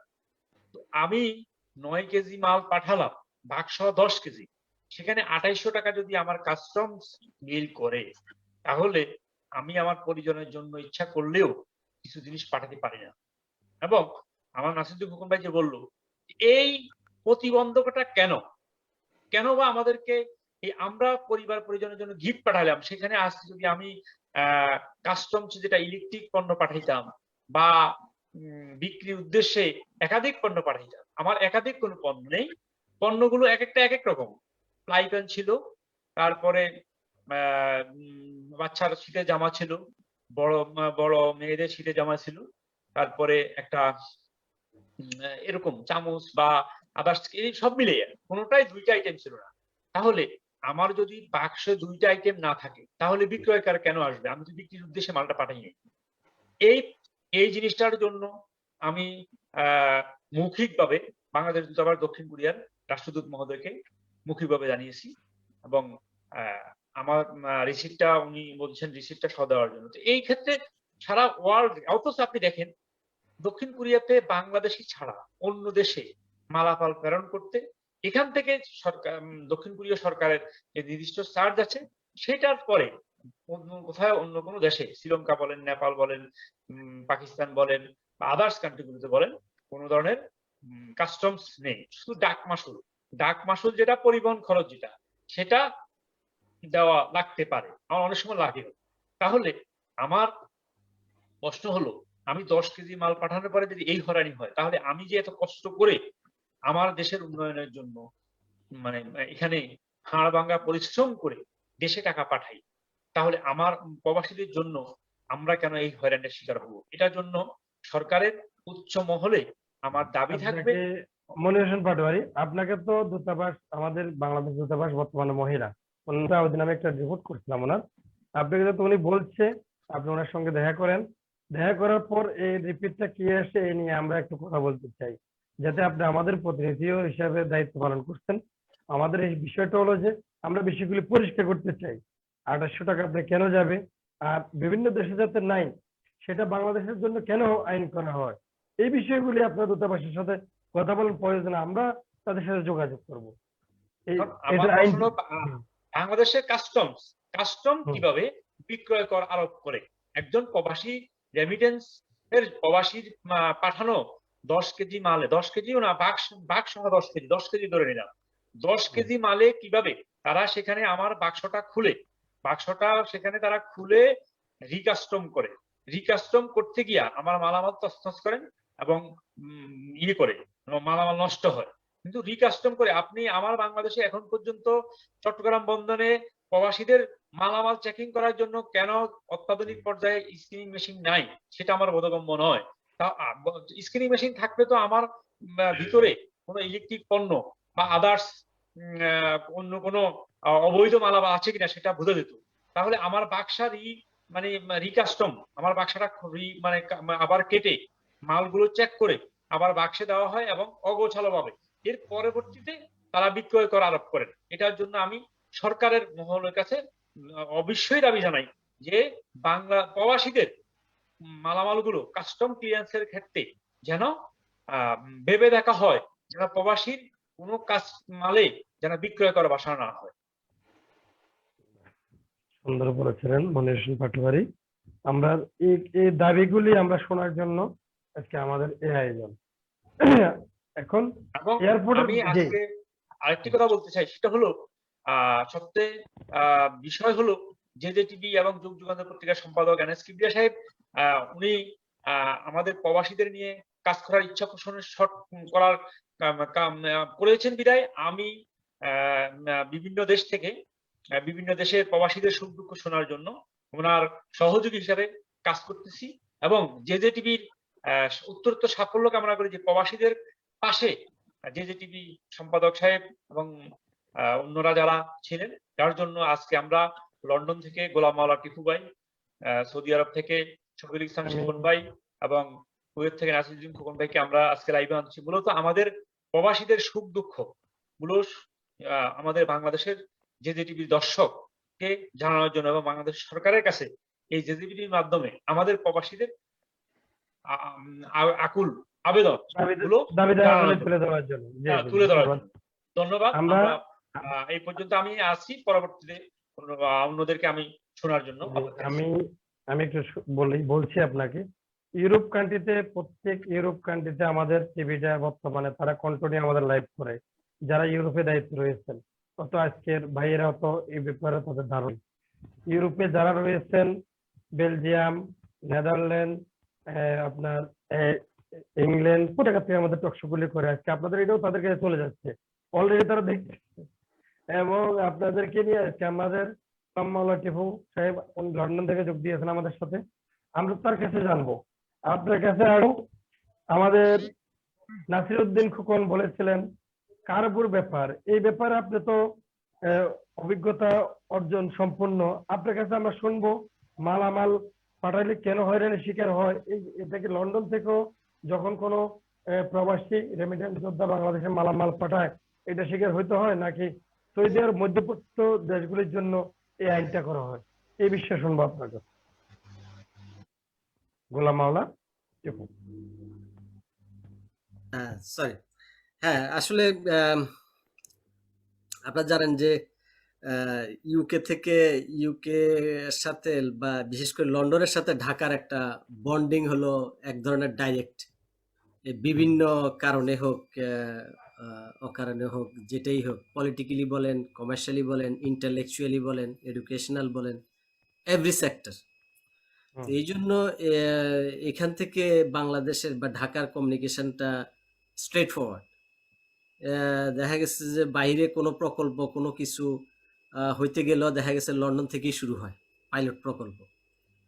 এবং আপনারা জানেন যে লন্ডন, মনে হয় রিয়াদও, লন্ডন, রিয়াদ, ব্রাসেলস সহকারে মনে হয় ওয়াশিংটন, 5টা দূতাবাস হলো বাংলাদেশের মানে সবচেয়ে বড় দূতাবাস, যেখানে একাধিক মন্ত্রণালয়ের শাখা আছে বা থাকে। তো এই জন্য আসলে ব্যক্তিগত পর্যায়ে যে পার্সেলগুলা এগুলা তো এজেন্সির মাধ্যমে করা হয়। তো এগুলা আমি এই পর্যন্ত কোনো হ্যাসেল, হ্যাঁ প্রবলেম হইতে পারে, এগুলো এজেন্সি টেক আপ করে। এটা এখান থেকে আমি ওইরকম ব্যক্তিগতভাবে আমি ওইরকম পাঠাই না। আমার তেমন আমি নিকটতম আত্মীয় স্বজন বেশিরভাগই এখানে, তো এরকম আসলে পাঠানো ব্যক্তিগতভাবে এরকম ভাবে পাঠাই নাই। বাট বন্ধু বান্ধব আছে বা যারা পাঠাইছে এরকম অভিযোগও তো শুনি নাই। হ্যাঁ, কিন্তু যে জিনিসটা আমি শেষ করি 1 সেকেন্ড, নাসিরুদ্দিন খোকন ভাইয়ের যে যৌক্তিক যে জিনিসটা আমি মনে করতেছি সেটা হলো যে, আপনারা জানেন কিনা জানি না, আমি জানি, মানে আমি এখন আপনাকে এভিডেন্স দিতে পারবো না, বা আপনারা আমাকে বলবেন যদি আমি ভুল বলে থাকি। সেগুলো যারা দূতাবাসে কর্মরত যেসব স্টাফরা আছে, ওনারা কিন্তু ওনাদের 3 বছরের পোস্টিং শেষে ওনারা যখন দেশে ফেরত যান, আমার জানা মতে, আমার ভুল হলে আপনারা সংশোধন করবেন, আমার জানা মতে যে ওনারা ওনাদের একটা নির্দিষ্ট পরিমাণ কার্গো ফ্রি অফ চার্জে দেশে নিয়ে যেতে পারে। ওই যে নাসিরউদ্দিন খোকন ভাই যেটা বলছিলেন যে ওনাদের ব্যক্তিগত ব্যবহার্য জিনিস 3 বছর যেটা ওনারা ব্যবহার করছে, অনেকে আবার ডাবল পোস্টিং এ হয়, 6 বছরও থাকে। অনেকে দেখা গেছে যে লন্ডনে আমেরিকায় ট্রিপল পোস্টিং নিয়ে এরপরে সিটিজেন বই না থাইকেও যায়। এনিওয়ে, সেটা ডিফারেন্ট ইস্যু, বাট ওনারা কিন্তু এই সার্ভিসের বেনিফিশিয়ার হচ্ছে। তাহলে আমার ওই ইমিগ্রেন্ট ভাই যিনি এন্ড অফ ইমিগ্রেশন লাইফ, যার যে আমি এখানে ইমিগ্রেশন লাইফটা শেষ করে আমি একবারে দেশে চলে যাইতেছি, তাহলে সরকারের আমলা যদি এই সুযোগ পাইতে পারে তার end of life from one city to go back to his country, তাহলে আমার ওই ওই আমার দেশি ওই প্রবাসী ভাই কেন এই, যেহেতু সিস্টেমটা আছে, অলরেডি এক্সিস্ট, আমি আবারও বলছি এটা চেক করতে হবে, ডাবল চেক করতে হবে আমি রং কি রাইট। যদি এক্সিস্ট করে থাকে যে সিস্টেম আছে এমবাসি স্টাফদের জন্য, তাহলে ওটার সাথে আমাদের প্রবাসীদের যারা যে ফাইনাল সফর, যেটা যে যে যে সে একসাথে তার বিদেশের লাইফটা কনক্লুড করে একসাথে সে চলে যাচ্ছে, তাহলে তাকে ওই ফ্যাসিলিটিজের আন্ডারে আনা হোক, এটা আমি জোর দাবি জানাচ্ছি এখান থেকে। এবং সাথে আমি আরেকটা জিনিস যোগ করি, সেটা ভাই আরেকটা কথা বলছে ভেরি ইম্পর্টেন্ট, সেটা হলো আপনি দেখেন, আপনি যদি 2-3টা মোবাইল ফোন নিয়ে যান আপনার ব্যক্তিগত ইউজের জন্য, আপনি কিন্তু একটার কিন্তু ট্যাক্স আপনাকে দিতে হয় না, কারণ ওইটা আপনি ব্যক্তিগত ইউজের জন্য, হয়তো অন্যগুলোর জন্য আপনি ট্যাক্স পে করবেন, ওটা আপনি পার্সোনাল ইউজের জন্য। তাহলে ওই ফাইনাল সফরের টাইমে আমার ওই ইমিগ্রেন্ট ভাই তার ইউজ করা তার ব্যক্তিগত গাড়িটা যদি সে তার ব্যক্তিগত ইউজের মোবাইল ফোনের মতো যে তার ব্যক্তিগত ইউজের এই সুবিধা তাকে দেওয়া হয় বা পায়, আমি মনে করি এটা একটা যৌক্তিক দাবি। ধন্যবাদ। ধন্যবাদ। আমরা শুনছিলাম গোলাম মাওলা টিপু লন্ডন থেকে আমাদের সাথে। আমরা এখন যাব শফিকুল ইসলাম শিপন। জি, আপনি আমাদের সাথে সংযুক্ত হয়েছেন, আপনার কাছে জানবো কি কি হয়রানির শিকার হয়, মানে কি কি সমস্যার সম্মুখীন হয়, যেটা আমাদের নাসিরউদ্দিন খোকন বলেছিলেন। এই বিষয়ে আপনার কাছে শুনবো, তার যে অভিযোগগুলি কতটুকু বাস্তবতার সাথে মিল আছে আমি শুনবো আপনার কাছে। শফিকুল ইসলাম শিপন। জি, ধন্যবাদ আপনাকে। আসলে যে কথাটি এখানে তারা অভিযোগটি তুলেছেন, এটি সত্য, বাস্তব। এখান থেকে কার্গুতে যে মালামাল গুলো প্রেরণ করা হয়, যে কথাটি একটু আগে মনির হোসেন পাটোয়ারি বললেন, যে রিকাস্টমের নামে এই মালামাল গুলোকে বিলম্বিত করা হয়, খুলে তছনছ করা হয়। এটার অন্যতম একটি কারণ হচ্ছে, যেটা আমরা শুনতে পাই, যারা এখানে কার্গোর বিজনেসের সঙ্গে সম্পৃক্ত, তাদের সঙ্গে একটা লেনদেনের থাকে, কাস্টমদের যারা থাকে তারা কাস্টমে যারা থাকে তারা মনে করে যদি এইভাবে আমরা বিলম্বিত করি, এইভাবে একটা কার্গোর মালামাল, একটা এজেন্সির মাল যদি আমরা খুলে তছনছ করি, তাহলে সেই কার্গো সংস্থাটা বা সেই কার্গো প্রতিষ্ঠানটি আমাদের সাথে একটি অনৈতিক লেনদেন, যেটা ঘুষ বলি বা আন্ডার টেবিল যেই শব্দটি রয়েছে, সেটা তারা দেবে। এবং যখন এই আন্ডার টেবিলের কাজটি তাদের সঙ্গে খুব ভালোভাবে চলতে থাকে, তখন দেখবেন যে যত বৈরিতাই থাকুক, তার মধ্যেও এই কার্গোর মাধ্যমে 10 থেকে 15 দিন বা 2 সপ্তাহের মধ্যেই আপনার মালামালটি সেখানে পৌঁছে যায়। আবার যখন সরকারের তরফ থেকে এই কার্গোতে আপনি যখন খুব কড়া নজরদারি করা হয়, যখন অনৈতিক বা আন্ডার টেবিলের লেনদেনের একটু সমস্যার সৃষ্টি হয়, তখনই দেখবেন প্রবাসীদের এই মালামালগুলো অবহেলিত অবস্থায় পড়া আছে। তখন এই নানা নামে, যেমনটা বললেন রিকাস্টম, এটাকে চেক করতে হবে, স্ক্যানিং হওয়ার পরেও তারা আবার স্ক্যানিং ছাড়া তারা খুলে চেক করতে চায়। এরকম নানান অভিযোগের মাধ্যমে আসলে এই বিড়ম্বনার শিকার গিলা আমাদের প্রবাসীদেরকে করে। এটা অপ্রিয় সত্য কথা। আপনার জানার জন্য বলছি, আসলে এই জিনিসগুলা আমি নিজে প্রত্যক্ষদর্শীও ছিলাম, যে সকল আপনার কার্গোর অফিস গিলা তাদের সঙ্গে একটা লেনদেনের মধ্যে সম্পৃক্ততা থাকে, তাদের মালামাল গুলো অনেক সময় আমরা দেখি অন দ্য টাইমে আমাদের হাতে পৌঁছে যায়, আমাদের স্বজনদের হাতে পৌঁছে যায়। এটি একটি বিষয়। সেম বিষয়টা যেটা আমি আপনাদেরকে বলছিলাম যে এয়ারপোর্টেও কিন্তু সেম। অপ্রিয় সত্য কথা হলে সত্যি যে আপনারা জানেন মধ্যপ্রাচ্যে আমাদের যে সকল প্রবাসীরা রয়েছেন তারা তুলনামূলকভাবে তাদের শিক্ষাগত যোগ্যতা একটু কম, তাদের শ্রেণীটাই বেশি। যারা যারা হাই এডুকেটেড তাদের ব্যাপারটি ভিন্ন। তো আমার এই সহজ সরল ভাইগিলা যখন বাংলাদেশের এয়ারপোর্টে নামে তখন এয়ারপোর্টের দায়িত্বরত যারা থাকেন তাদের কাছে মনে হয় যে তাদের কাছে কোনো একটা মক্কেল চলে আসছে। আমি অনেকবার বছরে প্যান্ডামিকের আগে বছরে 2বার 3বারও দেশে যেতাম, তখন আমি দেখেছি তাদের সাথে তুই তুকারি কথোপকথন করা হয়, ধমক দেওয়া হয়, তাদেরকে বারবার প্রশ্ন করা হয় তোমার এই কার্টুনে কি আছে। গ্রিন চ্যানেলে যাওয়ার আগে তার কার্টুনটাকে ওইভাবে কেচি দিয়ে ছুরি দিয়ে খুলতে বলা হয়। একটা এত বড় একটা জার্নির পরে যখন তিনি বারবার বলেন যে আমার কাছে ইলেকট্রনিক জিনিস নাই, এটার মধ্যে টিভি নাই, গোল্ড নাই, তাহলে তুমি তাকে গ্রিন চ্যানেলে নাও, স্ক্যানিং করো, দেখো সেটার মধ্যে আছে কিনা। সেটা না করে আমি দেখছি যে এই সকল ভাইদেরকে সেখানে এই কার্টুন গিলা ছিঁড়ে ফিরে 2-3 ঘন্টার একটা হেনস্থার মধ্যে তাদেরকে ফেলে দেয়। আর ওই সকল ভাইয়েরাও তখন তাদেরকে তাদের সঙ্গে ওইভাবে মুভ করতে পারে না, যাদেরকে একটু স্মার্ট দেখে কিংবা ওরা মনে করে যে এরা এডুকেটেড বা তাদের বিরুদ্ধে অভিযোগ করতে পারে, তাদের ক্ষেত্রে হয়তো কিছুটা ছাড় তারা দেয়। এর বাইরে যে সকল ভাইয়েরা রয়েছে তাদের সঙ্গে এই বিড়ম্বনা গিলা হয়। এবং বারংবার আপনি দেখবেন যে একজন সৌদি প্রবাসী আপনারা জানেন যে অলিখিত একটি ভিসা, ফ্রি ভিসা, যারা এখানে থাকে তারা এখানে সেই ফ্রি ভিসায় অনেকে বিজনেস করে। বিজনেস করার কারণে বছরে 2 থেকে 3বারও তারা দেশে যায় বিভিন্ন কাজে, 10 দিন 15 দিন 20 দিনের।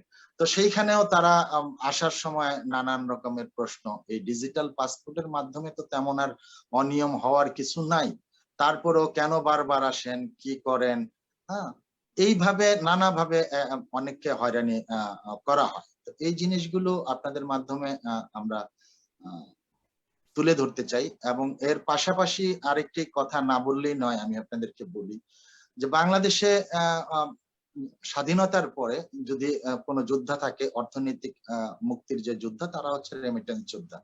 এই কথাটি আপনারা সাংবাদিক ভাইরা সহ প্রতিটি সরকারি কর্মকর্তারাও স্বীকার করেন, বাট কর্মক্ষেত্রে গেলে আমরা তার কোনো প্রমাণ পাই না।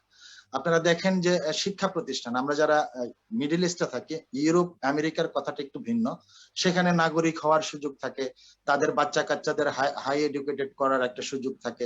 বাট আমরা যারা মধ্যপ্রাচ্যে আছি তাদের একদম এন্ড অফ দা, যেটা বললেন একটু আগে আমাদের টিপু ভাই, আমাদের কিন্তু শেষ পর্যন্ত দেশেই চলে যেতে হয়, বা এইখানে পড়াশোনা শেষ করে বাংলাদেশে আমার ছেলেটাকে, আমার মেয়েটাকে যে আমি ঢাকা বিশ্ববিদ্যালয়ে কিংবা ভালো একটা স্কুলে ভর্তি করাতে যদি আমি চাই, তাহলে এইখানে যে বাংলা মাধ্যমটা রয়েছে সেই বাংলা মাধ্যমে তারা শিক্ষা গ্রহণ করে। বাংলাদেশে কিন্তু বাংলাদেশের ছাত্রছাত্রীদের সঙ্গে তারা প্রতিযোগিতায় সেইভাবে অংশগ্রহণ করতে পারে না। তো সেইখানে মুক্তিযোদ্ধাদের কোঠা রয়েছে, সেখানে পাহাড়িদের কোঠা রয়েছে, বিভিন্ন জাত এবং হ্যাঁ তাদের কোঠা রয়েছে। কিন্তু আমরা যারা এই অর্থনৈতিক মুক্তিযোদ্ধা বলে যাদেরকে মুখে বলি দিয়ে আমাদেরকে খুশি করানো হয়, তাদের ছেলে মেয়েদের শিক্ষার জন্য কিন্তু কোনো কোঠা আজও পর্যন্ত রাখা হয়নি। তাই আপনাদের মাধ্যমে একটি আসলে অনুরোধ করব, বিশ্বের বিভিন্ন জায়গায় আমরা ছড়িয়ে ছিটিয়ে আছি, যার কারণে আমাদের এই প্রবাসীদের দাবি দাওয়া গিলা, আন্দোলন গিলা কিন্তু আমরা সেইভাবে জোরালো করতে পারছি না। যার কারণে আমরা বিগত দিনে প্রায় 5-6 বছর আগে আমরা কয়েকটা কাউন্সিল করেছিলাম। সেখানে আমাদের একটা দাবি ছিল, যদি এই প্রবাসীদেরকে বাংলাদেশ সরকার একটা ট্রেড ইউনিয়নের আওতায় আনতো, সেইখানে আমাদের নেতৃবৃন্দ থাকলে তারা বাংলাদেশ সরকারের সঙ্গে বিভিন্ন মন্ত্রণালয়ে বিভিন্ন জায়গায় প্রবাসীদের এই যে দুঃখ দুর্দশাগুলো রয়েছে তাদেরকে যে প্রাধান্যতা দিয়ে, যে সমস্যাগুলো প্রধান, তাদের সেই বিষয়গুলোকে প্রাধান্য দিয়ে বাংলাদেশ গভর্নমেন্টের বিভিন্ন মন্ত্রণালয়ে আলোচনা করার একটা সুযোগ হতো। আসলে এই দাবিগুলো আপনাদের মাধ্যমে আবারও আমরা পুনর্ব্যক্ত করছি। ইনশাআল্লাহ প্যান্ডেমিকের পরে আমরা আশা রাখি যে আমাদের প্রবাসীদের প্রতি বাংলাদেশ সরকারের, যে সরকারি ক্ষমতায় থাকুক, তাদের সুনজর দৃষ্টি গোচর হবে। আপনাদের ধন্যবাদ। আরেকটি কথা বলতে চাই যে আমরা কেন প্রতি পদে পদে হয়রানি হই। এই প্রবাসী সৌদি আরবে বিভিন্ন কোম্পানিতে আমাদের প্রবাসী ভাইরা কর্মরত রয়েছেন, যারা ছুটি পান 1 থেকে 1.5 মাস বা সর্বোচ্চ 2 মাস। 2 মাস পরে তাকে আবার ফেরত আসতে হবে। যদি তিনি একটা জমিন কিনেন বাংলাদেশে, তার নামটা খারিজ করানোর জন্য তার সময় লেগে যায় 5 থেকে 6 মাস। তারপরে যদি সে নিজে গিয়ে করে, সেটা আরো লম্বা হতে পারে। তখন বাধ্য হয়ে তাকে একটি দালাল ধরতে হয়।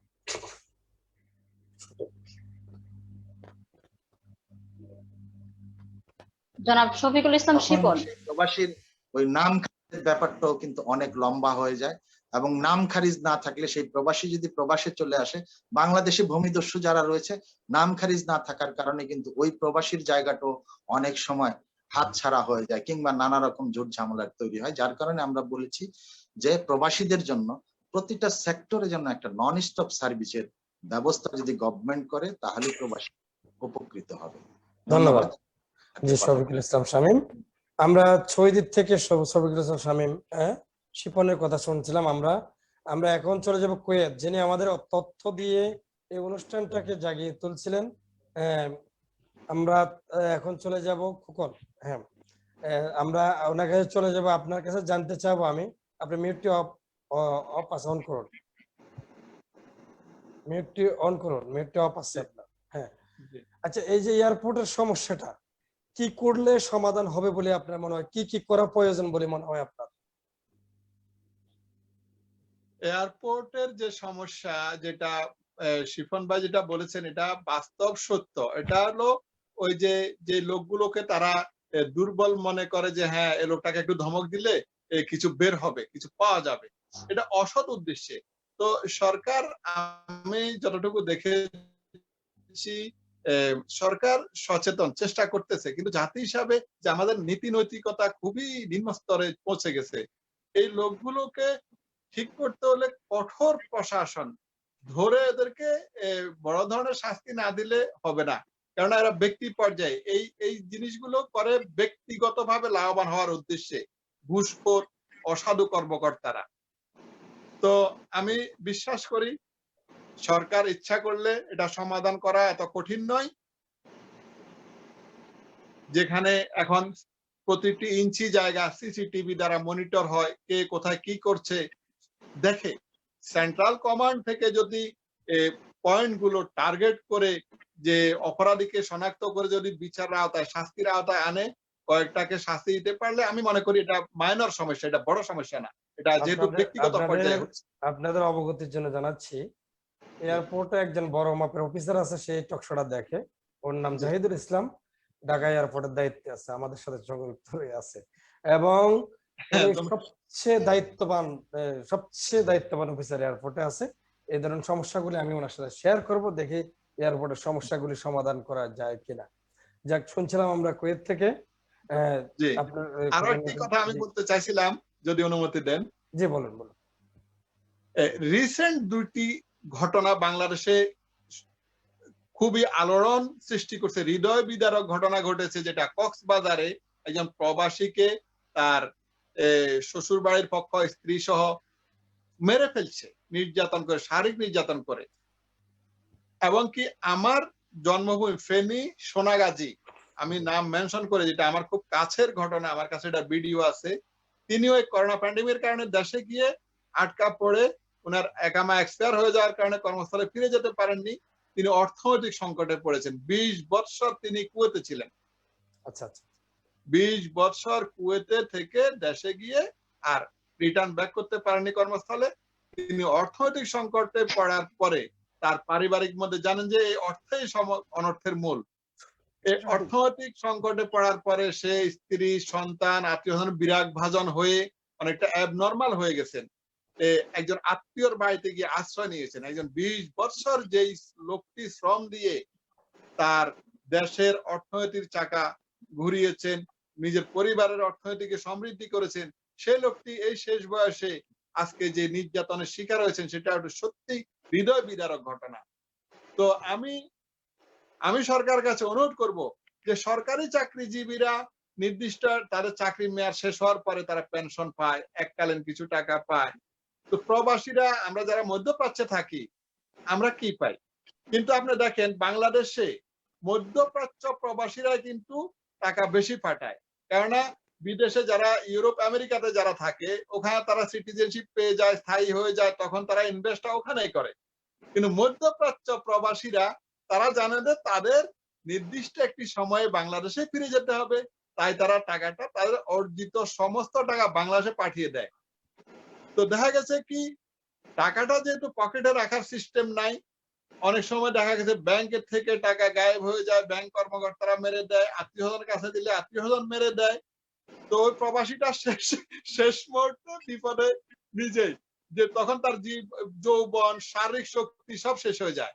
তো আমি সরকারের কাছে অনুরোধ করব যে প্রবাসীদের নির্দিষ্ট একটা সময় পরে দেশে ফিরে গেলে যেন তার পেনশন বেচারা যেন কিছু নিজে খেয়ে পরে বেঁচে থাকতে পারে, এরকম একটা ব্যবস্থা যেন সরকার করে।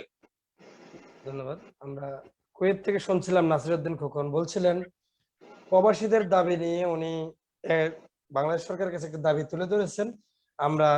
উনি শুনবেন, বাংলাদেশ সরকার যদি কোনো সম্ভব হয় সেটি দাবি উপস্থাপন করেছেন, বাংলাদেশ সরকার সম্ভব হলে সেটি বাস্তবায়ন করবেন। জি ধন্যবাদ নাসিরউদ্দিন খোকন। আমরা চলে যাব দক্ষিণ কোরিয়া, মনির হোসেন পাটোয়ারি। এই যে এয়ারপোর্টের সমস্যা নিয়ে প্রত্যেক জেলায় জেলায় একটি কমিটি গঠন করার প্রয়োজন আছে কি মনে করেন আপনি এয়ারপোর্টের সমস্যাটা সমাধান করার জন্য? ধন্যবাদ জনাব এনএস কিবিয়া। আমি প্রবাসীদের দাবি দেওয়া নিয়ে আমাদের শফিকুল ইসলাম শিপন ভাই, গোলাম মোল্লা টিপু ভাই এবং নাসিরুদ্দিন খোকন ভাই যে বক্তব্যগুলো তুলে ধরেছেন এবং আমাদের এই বক্তব্যগুলো যৌক্তিক, এবং আমি মনে করি প্রত্যেক জেলায় একটা সেল গঠন করা উচিত প্রবাসীদের জন্য, এবং একটা প্রবাসীদের জন্য ট্রেড ইউনিয়ন গঠন করা উচিত বলে মনে করি, বা প্রবাসীদের বিভিন্ন দেশ থেকে প্রবাসীদের কমিউনিটি বেসিস প্রবাসীদেরকে নিয়ে বাংলাদেশে একটা কমিটিকরণ করা করে এই কমিটির মাধ্যমে প্রবাসীদের দাবি দাওয়াগুলো সরকারের যতগুলো মন্ত্রণালয় আছে সব মন্ত্রণালয়, প্রবাসীদের সবচেয়ে বড় যেই মন্ত্রণালয়গুলো প্রবাসী কল্যাণ মন্ত্রণালয়, পররাষ্ট্র মন্ত্রণালয়, স্বরাষ্ট্র মন্ত্রণালয় এবং চট্টগ্রাম কাস্টমটা কোন মন্ত্রণালয়ে, এই মন্ত্রণালয়গুলো প্রবাসীদের জন্য গুরুত্বপূর্ণ। এই মন্ত্রণালয়গুলোর মাধ্যমে সমন্বয়ক সেল গঠন করা উচিত। আপনি দেখেন প্রবাসীদের সবচেয়ে বড় সমস্যাটা বাংলাদেশে এখন দুইটা অন্তরায়, সেটা হলো প্রবাসীদের কেনা জমি জোর করে দখল করে নেওয়া, পেশি শক্তি ব্যবহার করে দখল করে নেওয়া, এই একটা সবচেয়ে বড় সমস্যা। আমি আপনার সাথে একমত না। এখানে আমি আপনাকে বলতে চাই প্রবাসী যদি কোনো ভেজাল জমি না কেনে তাহলে তার জমিতে সমস্যা হওয়ার কথা না। আরেকটা বিষয় আছে, আপনি যখন জমি জামা কিনবেন তখন আপনার লোক দিয়া জাস্টিফাই করে জমিটা ক্রয় করা উচিত বলে আমি মনে করি। ভেজাল জমি যদি না কেনেন তাহলে অন্য এসে আপনার জমি দখল করার কোনো প্রশ্নই আসে না। আমরা অনেক ভাইরা কি করি, দাম সস্তা পাইয়া, দাম সস্তার কারণে আমরা ভেজাল জমিতে মানে হাত দিই, তখন এটাতে ভেজাল ভুক্ত হয়, নিজেকে অশান্তি বেরিয়ে আসতে হয়। আপনারা জমি কিনবেন, এত কষ্টের টাকা দিয়ে জমি কিনবেন, সঠিক দলিল, সঠিক যার জমি খারিজা আছে, দলিল আছে, কাগজপত্র আছে, ওই জমিতে ভেজাল নাই। আরেকটি বিষয় উঠে আসছে, আমাদের শফিকুল ইসলাম শিবন বলছিলেন, উনি বলছিলেন আমাদের প্রবাসীরা জমি কিনতে গেলে খারিজেরও অনেক সময় লাগে। আমি আসতেছি এই বিষয়, ভোটার আইডির কথা বলা হয়েছে, আমরা এই বিষয়ে আলোচনা করব। এই বিষয়বস্তুগুলি আসলে আপনাদের যে দাবি দাওয়াগুলি ছিল, জমির বিষয়টা আমি বলবো যে আপনারা প্রবাসী রেমিটেন্স যোদ্ধাদের দৃষ্টি আকর্ষণ করে বলবো, আপনারা যারাই জমি কিনেন, যখনই জমি কিনবেন জমির কাগজপত্র সঠিকভাবে দেখা, নিজস্ব লোক দ্বারা সঠিকভাবে দেখা খারিজ দেখে আপনারা জমি কিনবেন, আশা করি আপনারা ভেজালে পড়বেন না। আর যদি কোনো কম দামে হুড়োহুড়ি করে জমি জমা কিনেন, ওই জমিতে ভেজাল থাকবে, পরে কবলা হবে, ওই ফান্দে কখনো পড়বেন না। চাইবেন তার জমির খারিজ আছে কিনা, দলিল ঠিক আছে কিনা, তারপরে যে আপনার জমি ক্রয় করবেন। কিন্তু যখন যেটা হুড়োহুড়ি প্রতিদ্বন্দ্বিতা করে জমিটা কিনবেন, ওই জমিতে ভেজালে ভুগতে হবে, আপনাকে এটা খেসারত দিতে অনেক দিন লাগবে। যে মনির হোসেন পাটোয়ারি। আমি যে কথা আপনার সাথে আপনার কথা আমি যুক্তি, কিন্তু বাংলাদেশে এই যে আপনি দেখেন নামজারি এক একটা জমি 5-7 জন 10 জনের নাম নামজারি হচ্ছে, আবার নামজারি করতে আমি শুধু একটু কথা বলি, গত জানুয়ারি থেকে এই পর্যন্ত চাটখিল উপজেলার অ্যাক্সিডেন্ট পথ শূন্য।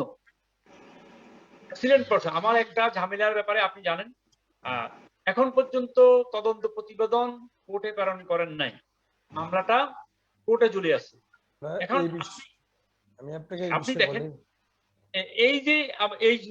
এই জিনিসগুলো বাংলাদেশে আমলাতান্ত্রিক জটিলতা আছে এবং দালাল চক্র, ভূমি অফিসগুলো কেন্দ্রিক দালাল চক্রের উৎপাদ।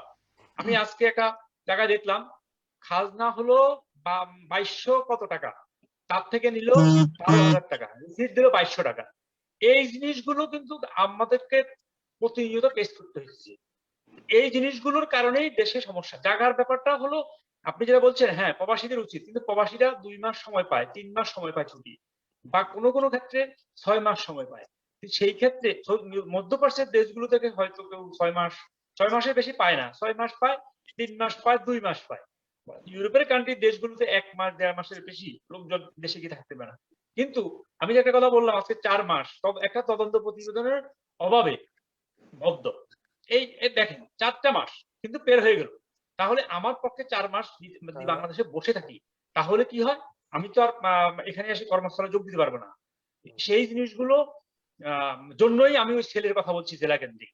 এই সেল গঠন করা হলে প্রবাসীদের তারা দাবি দাবা নিয়ে সেলগুলোতে যাবে, সেলগুলোর মাধ্যমে তদারকি করে যেন প্রবাসীদের জায়গা বলেন, জমি কিনতে, বাড়ি করতে, বা প্রবাসীদের পাসপোর্টের সমস্যা বা প্রবাসীদের হয়রানির সম্মুখীন, এই জিনিসগুলোর জন্য একটা সেল অবশ্যই গঠন করা উচিত আমি মনে করি। ধন্যবাদ মনির হোসেন পাটোয়ারি। আমরা অনুষ্ঠানে একবার শেষ পর্যায়ে চলে আসছি। জান্নাত নায়রা, আমি একটু তাদের বক্তব্যের সমাধানটা দিই, পরে আপনি শেষ করবেন। বিষয়টা হলো যে একটা গুরুত্বপূর্ণ বিষয় বেরিয়ে এসছে, প্রবাসীদের ভোটার আইডি। এটা একটা বিশাল জিনিস। ভোটার আইডিটা এখন এমার্জেন্সি প্রয়োজন। আমরা নিজেরাও দেখেছি অনেক প্রবাসীরা পাসপোর্টের সাথে তাদের ভোটার আইডির মিল নাই, তারা কাজকর্ম করতে গেলে এখানে অনেকটা বাধা বিঘ্ন হচ্ছে। এটা যদি কোনো বাংলাদেশ সরকার এবং কি পররাষ্ট্র মন্ত্রণালয় একটু দায়িত্বশীলতার পরিচয় দেয়, আমার মনে হয়েছে এটা দ্রুত সম্ভব হবে বলে মনে হয়। আরেকটা বিষয় আপনারা বলে গেছেন এয়ারপোর্ট, এবং এয়ারপোর্টের বিষয়টা যদি কোনো যথাযথ কর্তৃপক্ষ আমাদের এই দৃষ্টিগুলি লক্ষ্য দেয়, আশা করি এটা সমাধান হয়ে যাবে অচিরে। আর কার্গোর বিষয়টা যেটা বলেছেন সেটা হলো যে আমরা দীর্ঘদিন প্রবাস থাকি, 5 বছর 10 বছর 15 বছর 20 বছর থাকি, আমাদের মালামালগুলি আনার জন্য এটা একটা যৌক্তিক। যদি কোনো দূতাবাসের লোকেরা নিয়ে আসতে পারে তাহলে আমরা পারবো না কেন? আমাদের ইয়ার থেকে কুয়েত থেকে নাসিরউদ্দিন খোকন বলেছিলেন এই মালগুলি নেওয়ার সুবিধা দিলে আমি আমার জীবন জৈবন দিয়ে এখানে আমি রেমিটেন্স যোদ্ধা হিসেবে আমাকে পাঠানো হয়েছে অথবা আমি এসেছি, কিন্তু আমার জন্য এই সুযোগ সুবিধা যদি কোনো গভর্নমেন্ট অথবা কর্তৃপক্ষ দায়িত্ব যারা আছে তারা করে দিলে আমাদের জন্য সে সুযোগ মানে সবচেয়ে বেটার হয়। আর আপনি যেটা বলেছেন মালগুলি পাঠানোর পরে তারা যে এলোপাতারি ভাবে চেক করে, এখানে অবশ্যই ডিজিটাল ক্যামেরা থাকা উচিত বলে বর্তমান ডিজিটালে বাংলাদেশ এসে আসছে, আমরা দেখেছি। তা এই অফিসাররা যারা যেখানে দায়িত্বে রয়েছেন তারা এই কাজগুলি এভাবে না করে এটা ডিজিটাল পদ্ধতিতে চেকিং করে এটাকে যার মাল তার হেফাজতে পৌঁছানো উচিত বলে মনে করি আমরা। যে আজকে আমরা দীর্ঘ 1 ঘন্টা আপনাদের প্রবাসীদের আমি একটু বেশি সময় নেব না, জাস্ট 2টা পয়েন্ট একটু আলোকপাত করতে চাইতেছি। যে আপনি নাসিরউদ্দিন খোকন ভাইকে একটা প্রশ্ন করছিলেন যে এয়ারপোর্টের সমস্যাগুলো কিভাবে সমাধান করা যায়।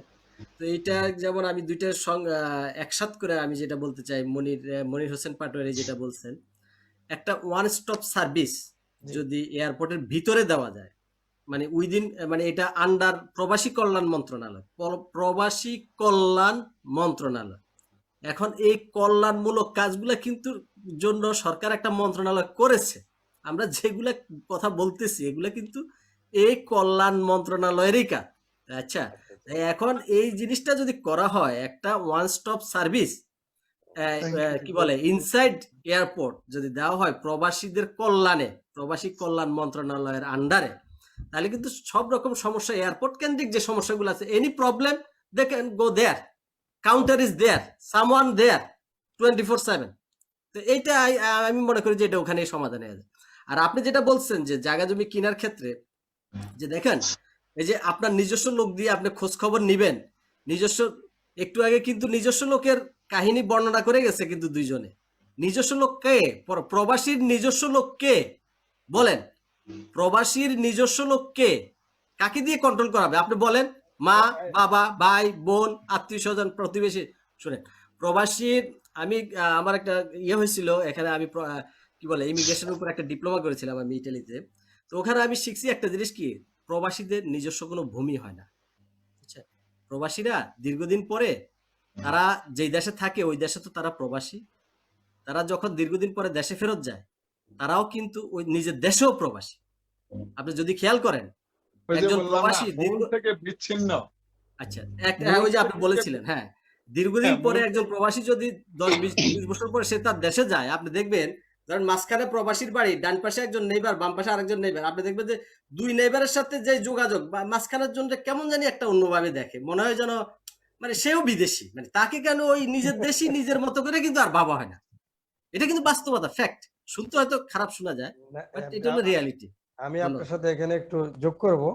এটার কারণটা আমাদের দেশে সামাজিক রাজনীতিক বলতে দুটি অঙ্গন রয়েছে। যারা আমরা দেশে থাকে তারা দেশের সামাজিক অথবা রাজনৈতিক সাথে অঙ্গনের সাথে জড়িত, আর যে ভাইয়েরা যে সমস্ত রেমিটেন্স যোদ্ধারা প্রবাসী রয়েছেন তারা এই এই পারপাস থেকে একটু দূরে। তখন মনে করি যে এই লোকটা আসছে মেহমান, ওর সাথে বেশি কথা বলা, অথবা মেহমান হিসেবে এটা ছুটিতে এটা কিন্তু শুধু আমাদের দেশের সমস্যা না, আমি আপনার বলছি globally, all over the world. এই যে আমি ইটালিয়ান ইমিগ্রেন্টের কথা বলতেছি, সেম। আমি তো আমি যে কথাটা, যে লেখাপড়ার কথা, আমি ডিপ্লোমাটা করছি ইটালিয়ান ইমিগ্রেশনের উপরে। জি, জি, হ্যাঁ, জি। তো ওদের ওখানে গিয়ে আমি স্টাডি করতে গিয়ে এটাই পাইছি। ওদের দেশে, এটা আমাদের দেশের বা আমাদের কোনো মানে ব্যক্তিগত কোনো সমস্যা না, এটা হলো বিশ্ব সমস্যা। আমারও দীর্ঘদিনের এই যে রিয়েলাইজেশন, যে মূল থেকে বিচ্ছিন্ন হয়ে যাওয়া এই গোষ্ঠীটা হলো প্রবাসী। এটার না ঘরকা, না ঘাটকা, না বিদেশি, না স্বদেশী। না, না। যাক, আজকে আপনাদের সাথে অনেক কথা আমাদের অজানা অজানা কথাগুলো আমরা জানলাম। শফিকুল ইসলাম সাহেব, আমরা একদম শেষ পর্যায়ে, আপনি কিছু যোগ করবেন? হ্যাঁ, শিপন। না, জি, ধন্যবাদ। আসলে এত সুন্দর মুক্ত আলোচনা করতে পারলাম। আপনারা যে কথাগুলোর উপরে জোর দিচ্ছেন, আশা রাখি যে আপনাদের মাধ্যমে অন্তত এই সমাধান গুলা হবে। যে কথাটি আমাদের টিপু ভাই একটু আগে বললেন যে প্রবাসী কল্যাণ, আসলে একটা বিষয় কিন্তু আগে আমাদের অনেক প্রবাসীদের জন্য সমস্যা তৈরি হতো, যেটা আপনারা দেখেছেন যে আমাদের ভিসার মেয়াদ উত্তীর্ণ কিনা সেটার জন্য একটা বিড়ম্বনা ছিল। প্রবাসী মন্ত্রণালয় যখন এই সার্ভিসটি চালু করেছে এয়ারপোর্টে, তখন থেকে কিন্তু আমাদের এই সমস্যাটা প্রবাসীদের হয় না, বিশেষ করে মধ্যপ্রাচ্যের যারা আছে। এবং একটা ফর্মও ফিল আপ করতে হয়, যে ফর্মটা সেখান থেকেই আসলে ফিল আপ করানো যায়। তো ঠিক প্রবাসী কল্যাণ মন্ত্রণালয় যদি আরেকটু কার্যকর ভূমিকা রাখে, তাহলে আমি মনে করি যে প্রবাসীদের অনেক সমস্যারই ইনশাল্লাহ সমাধান হবে। আলোচনা করতে পেরে আপনাদের সঙ্গে অনেক ভালো লাগলো। ধন্যবাদ আপনাদের সকলকে, এবং সকল প্রবাসীরা ভালো থাকুক, বাংলাদেশের সকলে ভালো থাকুক, এই প্রত্যাশা রাখি। ধন্যবাদ আপনাদের সবাইকে। ধন্যবাদ। জি, আমরা অনুষ্ঠানে একবারে শেষ পর্যায়ে চলেছি। মনিষণ পাটোয়ারি, আমরা একবারে শেষ পর্যায়ে চলে আসছি। দীর্ঘ 1 ঘন্টার বেশি আপনাদের সাথে আমাদের আলোচনা হয়েছে। অজানা কথাগুলি আজকে আপনাদের মাধ্যমে মানুষ জানতে পারলো। এই সমস্যাগুলো মূলত জানা হয় না। মানুষ রাজনীতি, সমাজনীতি, অর্থনীতি, বিভিন্ন সেক্টর নিয়ে মানুষ আলোচনা করে, কিন্তু এই বিষয়গুলি আজকে, এই গোপন জিনিসগুলি কিন্তু আপনাদের মাধ্যমে দেশের জনগণ বলেন, জেজেটিভি দর্শকরা বলেন, আপনাদের আত্মীয় স্বজনরা বলেন, সকলে দেখতে পাচ্ছে। আমরা এতে খুশি। আমরা অনুষ্ঠান একবার পরিশেষে একটি কথা বলবো। কথাটি হচ্ছে এই, আজকের এই প্রবাসীদের এই দাবি দেওয়া, তাদের এটা ন্যায্য পাওনা। আমি সরকারকে অথবা বাংলাদেশ পররাষ্ট্র মন্ত্রণালয়ের দৃষ্টি আকর্ষণ করবো যে তাদের এই দাবিগুলি যৌক্তিক, তাদের এই দাবিগুলি মানার জন্য তাদেরকে বিনীত অনুরোধ করব। এই বলে আমি আমার বক্তব্য শেষ করছি। যে জান্নাত নানা শেষ। ধন্যবাদ।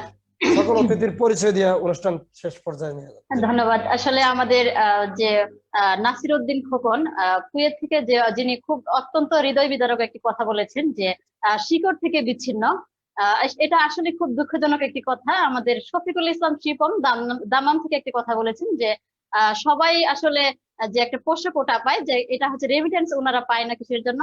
আমাদের গুলাম মাওলা টিপু উনি একটা কথা বলেছেন যে প্রবাস বলতে গেলে 2 দেশই প্রবাস, নিজের দেশেও প্রবাস, আউট অফ দেশ মানে ওই দেশেও প্রবাস। আপনারা খুব দুঃখজনক কথা বলেছেন। এটা আসলে টিভির দর্শক সবাই শুনেছেন। আপনারা জাজি টিভির দর্শকের উদ্দেশ্যে বলছি, আপনারা সবাই আপনাদের আমাদের যে রেমিটেন্স নিয়ে কথা এবং দেশের বাইরে যারা ছিলেন এবং তারা তাদের যে বক্তব্যগুলো পেশ করেছেন তারা আপনারা সবাই কমেন্ট বক্সে জানিয়ে দিবেন। আর শুধু দর্শক শ্রোতা, পরিশেষে জানাত নাই না, জি জি আরেকটু কথা বলছি। ওনারা প্রবাসের ঈদ কেমন এটা নিয়ে তারা কথা বলেছে। আমরা এই দেশের মানুষ অনেক আনন্দ উল্লাস নিয়ে ঈদ করি, ফ্যামিলি নিয়ে, বাচ্চা কাচ্চা নিয়ে। প্রবাসে যারা থাকেন কাউকে ফোন দিলে কয় যে এখন কাজে আছি, হয়তোবা সম্ভব না নামাজ পড়া অথবা আনন্দ করা সম্ভব না। তো আমাদের যে সমস্ত মধ্যপ্রাচ্যে প্রবাসীরা রয়েছেন তাদেরকে ওই সমস্ত সুযোগ সুবিধা, ধর্মীয় বড় বড় অনুষ্ঠানগুলিতে এই সমস্ত সুযোগ সুবিধা দেওয়া উচিত বলে মনে করি আমরা। জি, ধন্যবাদ। আসলে অ্যাকচুয়ালি শেষ একটা কথা, life is very hard not easy, যেই দেশই হোক। শুধু দর্শক শ্রোতা, হ্যাঁ শুধু দর্শক শ্রোতা, আমাদের প্রধান বিষয় ছিল প্রবাসীদের ঈদ আনন্দ ও বাংলাদেশের উন্নয়নে রেমিটেন্সের প্রভাব শীর্ষক ভার্চুয়াল আলোচনা। আজকে আমাদের সাথে দেশের 4টি দেশ থেকে যুক্ত ছিলেন, গোটা অনুষ্ঠান জুড়ে যুক্ত ছিলেন যে আমাদের Golam Mowla Tipu, councillor, committees of Italians in abroad, London, president BIB সোসাইটির গোলাম মাওলা টিপু আমাদের সাথে সংযোগ হয়েছেন, সংযোগ ছিলেন লন্ডন থেকে। আমাদের সাথে সংযোগ ছিলেন শফিকুল ইসলাম শিপন, সদস্য বাংলাদেশ সোসাইটি, দাম্মাম, সৌদি আরব। উনি আমাদের সাথে গোটা অনুষ্ঠান জুড়ে সংযোগ ছিলেন দাম্মাম থেকে, সৌদি আরব দাম্মাম থেকে। আমাদের সাথে সংযোগ ছিলেন নাসির উদ্দিন খোকন, সম্পাদক দেশ বার্তা, সাধারণ সম্পাদক international media forum IMF Kuwait, সভাপতি বাংলাদেশ সাংবাদিক ইউনিয়ন। আমাদের সাথে নাসির উদ্দিন খোকন কুয়েত থেকে সংযোগ ছিলেন। আমাদের সাথে সংযোগ ছিলেন সাংবাদিক মনির হোসেন পাটোয়ারি, সাংবাদিক ও মানবাধিকার কর্মী, উনি আমাদের সাথে সংযোগ ছিলেন দক্ষিণ কোরিয়া থেকে।